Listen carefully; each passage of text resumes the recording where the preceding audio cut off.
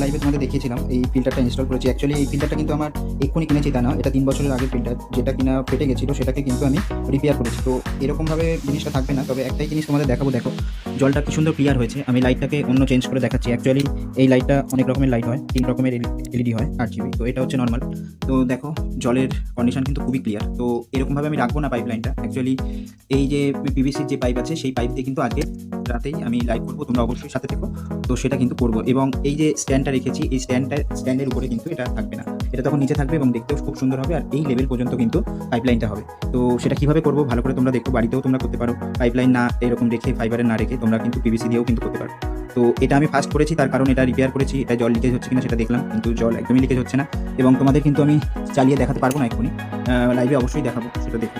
আশা করি খুব ভালো লাগবে। তো ভালো লাগলে ভিডিওটা সাবস্ক্রাইব করে রেখো। আর তোমাদের যাদের ধরো এরকম ছোটো পাত্রে গোলফিশ রাখবে তাদের ক্ষেত্রে কিন্তু জলও পাল্টাতে কম হবে।